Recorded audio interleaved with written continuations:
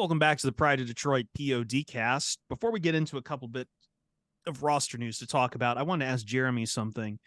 I am curious about what you have down as your biggest surprise or most impressive we've seen in the first 2 days, because obviously we're on a weekly format with POD cast itself. And this is the last time I am allowed to talk to you in about 7 days. So by all means, please, I want an answer. Well, yeah, obviously we're only 2 practices in, so I can't come up with any sweeping, oh my God, this guy's going to blow things up. But I think maybe the most interesting story to me is Charles Harris's kind of increased role. And yeah, Ryan is raising his eyebrows because he recently wrote an article about Charles Harris and how the best might be yet to come. And it seems like they're changing his role a little bit, or expanding his role is probably a better way to put it. The Lions have been doing a lot of 5-man fronts, which means using a Sam linebacker more often than not, which in case you don't really know, it's kind of like a stand-up edge, right? Like sometimes you're blitzing, sometimes maybe it's not even fair to call it blitzing, you're pass rushing, sometimes you're dropping back into coverage, and that's what we've all said, that's something James Houston is going to do kind of on a rotational basis. He's a really good pass rusher. They're making him do a lot more drops into coverage. Well, when linebackers have been doing those individual drills, working on dropping into coverage, Charles Harris has been with them, which is a new development. And then when they're doing 11 on 11s, it's a lot of 5-man fronts, and Charles Harris is kind of the first guy out there, which means a lot of things. It means Charles Harris is probably going to be used a lot more. It means James Houston is second on the depth chart there, which is probably going to upset some people, but I wouldn't get too upset about it because I think they're still going to find ways to use him. And third, I think Julian Okwara is now even further down the depth chart, although him and James Houston have kind of been splitting the backup role behind Charles Harris. So just kind of like a really interesting development. I think Charles Harris is going to be a very important person to this defense. In fact, we've heard coaches say that this year. So I think that's kind of the most interesting development in terms of maybe most impressive or surprising performance. It's tough because, a lot of the good performances are guys that we've talked about a million times. Sam Laporta looks good. Amon-Ra still looks dominant. I guess I'd go with Starling Thomas, right? I feel like that's also a really interesting story. He seems very much destined to be a prime special teamer on this team, given his speed as a gunner. He's just perfect for a gunner. We heard Dan Campbell talk about him a little bit.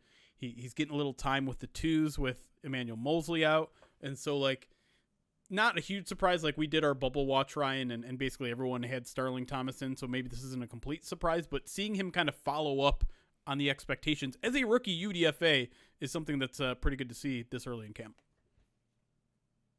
Yeah, and then the other, obviously Brian Branch too, impressing in terms of no question his ability to fly around the field. When I think that there were some concerns about he kind of slower 40 time. Yeah, not a concern, right? Yeah, no, he's making plays on defense too. So that, I don't think a lot of people expected his developmental curve to be that long, given you're coming from Alabama and doing everything for Alabama, and I think that's proving very much to be true. He's good to go. I think you mentioned Julian Okwara earlier, and I know we had talked about him last week as someone who really needed to prove, and I feel like, again, Harris's gain is Okwara's loss, and it's getting really rough at this point to kind of because as much as he might split times or whatever, I think with us looking at him on the outside, it's hard to justify his roster spot at this point. Yeah, we talked about this before. There's too many mouths to feed on the edge rushers, and if Harris is now in the mix too, along with everyone else, I just don't see the role for Julian Okwara moving forward. Yeah, the Lions are doing right by him and giving him every opportunity to win a job. Mm-hmm. Like I said, he's repping behind Charles Harris in a lot of these situations, so he's going to get his chance, but it does seem like it's inevitable. And mm-hmm. You never want to call a training camp battle in the first week before the pads even come on. Obviously, when the pad comes on, the whole dynamic changes, but he's got a lot of work to do. Well, we do have one battle that has heated up that is getting really hot. That's the kicker battle. Because Michael Badgley, was released by the Detroit Lions earlier this week, last week, excuse me. Yeah. I'm really screwing up here. Adequate. So Dan Campbell explained the cut over the weekend. It was hard to let him go, and they just really they felt like he was very similar to Riley Patterson, specifically compared Patterson and Riley. So it feels like of the kickers remaining, Parker Romo coming from the XFL and Riley Patterson, who was with the Lions last preseason, last training camp, and lost the battle to Seibert, who then Patterson went on and had a decent year with Jacksonville. It feels like he thought Badgley and Patterson were very close together. So I don't know what that means for Romo. It's clearly that there's a different type of kicker in Romo, but now we've got kind of a type A, type B battle between Romo and Patterson. And now this is really exciting. And Hamza is off somewhere jumping up and down in his New York apartment. I'll regrettably talk about this. Yeah, no. You need a kicker. I'm sorry, Jeremy. Of course you do. need a kicker. Not every drive is going to end in either a turnover of down or a touchdown. Like, teams in the playoffs need guys to hit 3 points. Could we insert a little bit of news here too, though? Badgley signed by Washington. Yeah. Today. So that was another part of the calculus, though, Jeremy, is like when Badgley was initially cut, it was, oh, this might just be some roster tinkering, moving some numbers, and maybe he'll be back. But the Lions moved on. Yeah, and it was pretty clear on Sunday when Dan Campbell talked about it that he wasn't coming back. And I think that the two most interesting things he said was one, the thing that Chris said, like Badgley and Patterson are very similar.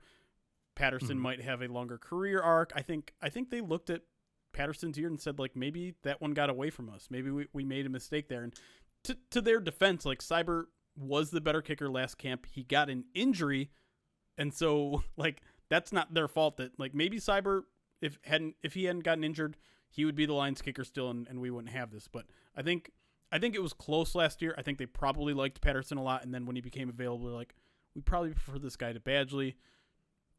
Badgley's been dealing with an injury of his own, and maybe they're like, let's not mess around with kicker injuries like we did last year. It burned us. Let's keep Patterson. Those two are similar. And then the other thing that I thought he said that was interesting is he called Parker Romo the wild card, and specifically said, let me pull the quote here. Wild card. I like it. It was weird because he's kind of the wild card. He has a big leg. And then this is the interesting. He said there's a level of development to him that needs to take place, which is kind of weird, right? Like, you don't think of a kicker as someone who needs development, but that tells me all that I need to know about where the standing is right now. If you think you like Patterson enough to get rid of Badgley, and you think Romo is a developmental guy, this is Patterson's job to lose, in my opinion. Like, absolutely. Granted, like, I prefer to have the strong-armed kicker or strong-legged kicker. I think that's important when it comes to the end of the games. I want a guy who can give us a shot at 61 if we need to at the end of a game. But I understand that you also need the guy that can kick the 30-yarder. If it's 63 yards or 63 yards are no good if you're going to be wide left. Yeah. Right. The development thing is fascinating because, again, like, I mean, it is the XFL, but he was special teams player of the year for them, and his accuracy wasn't too terrible there either.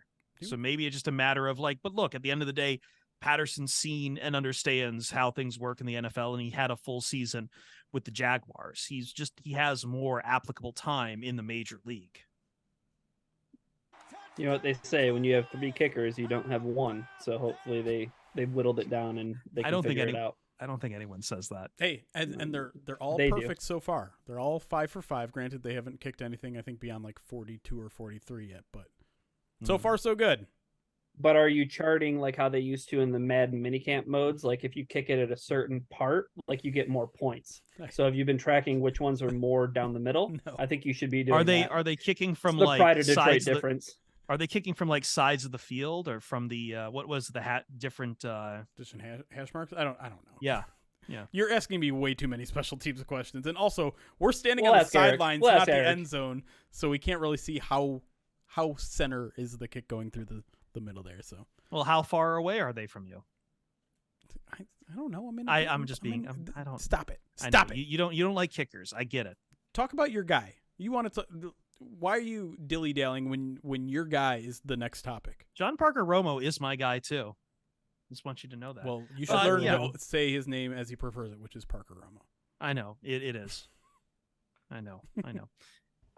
Justin Jackson is back. That's the other bit of news we had from this week. This one was really surprising because I think we've said several. You mentioned he's my guy. And it was several times during the show where I asked, I almost thought they were going to bring him back. He did well enough as like an RB3-4 for the Lions last year.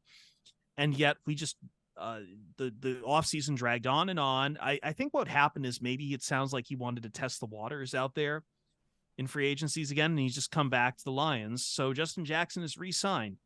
So he resigns late, Ryan. But I think this is really fascinating now because going into camp, we had kind of a clear picture of what was going to happen at RB3, that it was, I'm not saying it was Craig Reynolds' job to lose, but at the same time, we had already identified the people who were going to compete for that position, be that Mohamed Ibrahim or some of the other, or Jamar Jefferson. And now Justin Jackson, in my mind, takes a huge step up in here. I don't think he's taken it from Craig Reynolds at all, but he's definitely, I would think, he provides probably the most competition to someone like Jamar Jefferson right now. Jeremy, hit us with the very interesting soundbite that Dan Campbell had to say about Justin Jackson. Well, yeah, I think that was really telling. Yeah, there was a couple things. One, he was saying like we were in constant contact with him all off season. Like I think there was mutual interest in him bringing him back for a while. And a lot of times when you have a veteran like Justin Jackson, they're just like, yeah, I'm going to wait a while. I don't want to go through OTAs. I don't want to go through minicamp. I'm just going to wait a while. There's no hurry. But yeah, the other thing he said, and he's talking about just like he's a good special teams player. He's a reliable third down back for us. It got to a point. This is where I'm quoting him directly. He says, it got to a point where he was doing one or two critical things for us a game to help us. So it just made sense for both parties, and his and ours. And so that's what he brings. He brings competition back. And really, he brings what we feel is he's at least a number 3 back. At least a number 3 back. Well, that more or less is like handing him the RB3 job. Well, let me tell you who might also be in trouble now, too, is Jason Kabinda.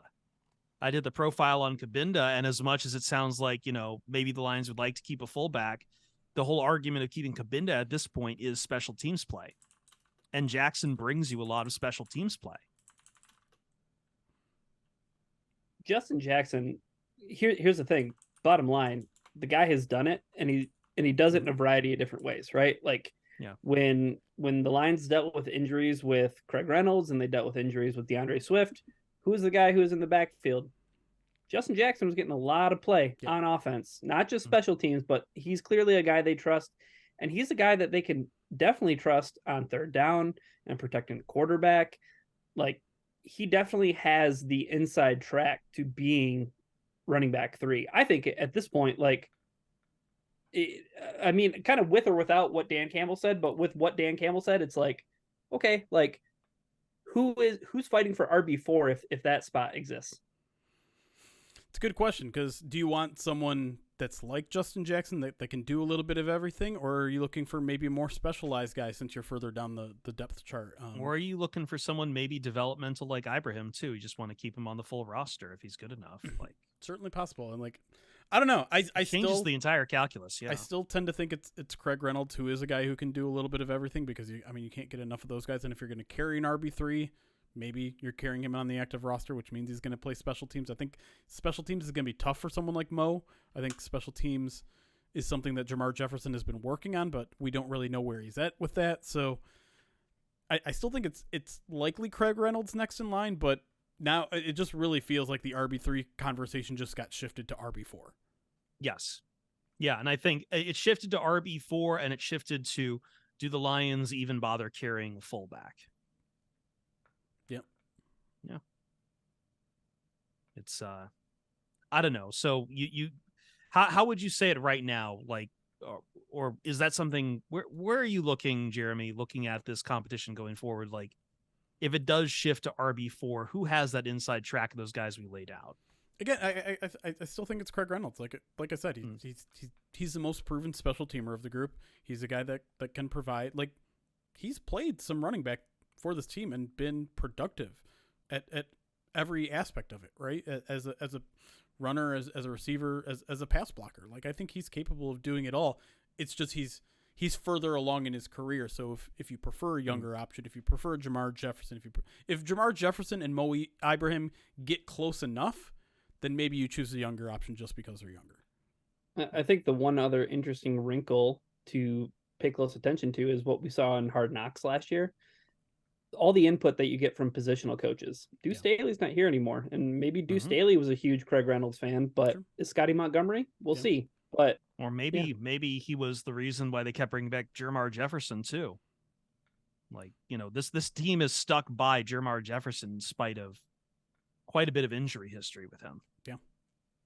Just trying to get him on the field. And I don't know if they like Justin Jackson that much. That kind of pushes him way outside the bubble, in my opinion.